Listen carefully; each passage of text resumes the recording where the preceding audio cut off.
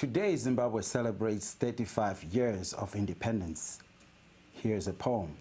Excuse me while I rain on your victory parade. Pardon me as I feign a mockery charade. Forgive me, comrade, as I ignore your toxic verbal tirade.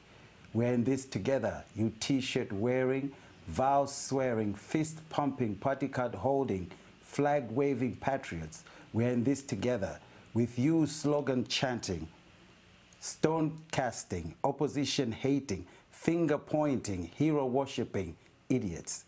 We are in this together, all you street marching, property torching, riot making, loyalty faking, rock throwing, tribalistic, homophobic bigots. What victory do you sing when you still suffer infinite blackouts, random load shedding, inexplicable power outages, incommunicable energy shortages, complemented by high electric bills? Do you still sing your victory salute when you still owe the authorities for deplorable and reliable utilities?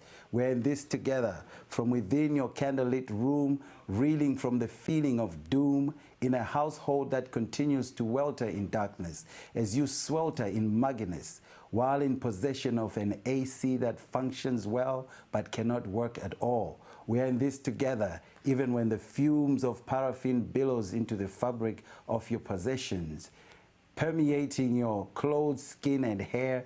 Burning embers of charcoal sends wafting smoke into the air that burns and blinds your eyes, clogs your nostrils, and chokes your throat. How deep is your sleep amidst this continuous vibration of your generator? We're in this together, comrade. What victory do you still sing when even tap water is rationed, deemed unsafe to drink, retiring the faucets of your kitchen sink?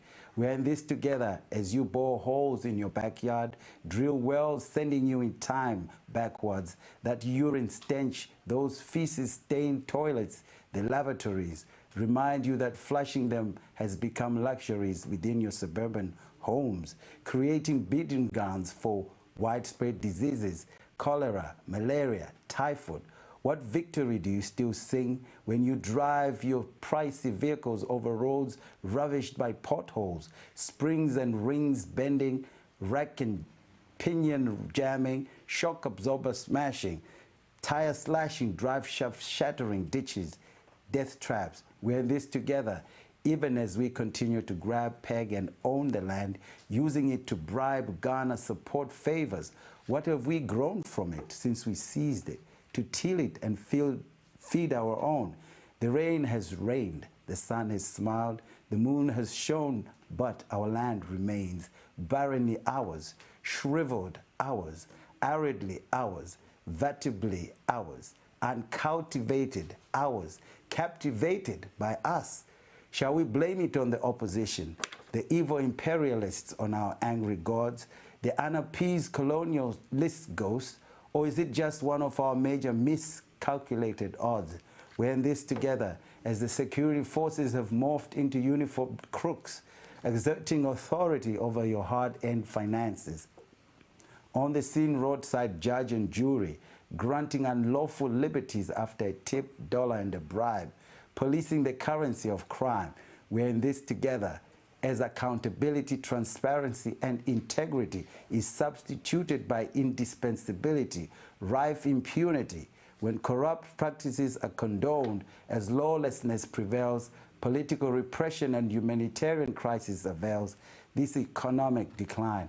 We're in this together, even as the riverbanks are lined in shimmering bubbles that float and flow, spitting out glittering rocks, as deep wells erupt, emitting precious pebbles, glittering gems in blocks. It's time to stop the clocks and remind us that we're all in this together. Like the book of Revelations, we're plagued by false prophets who lay hands on to deplete our pockets in their gospel of prosperity. It's their obsession with possession. They play on your fears, screaming over you as if to ensure God hears.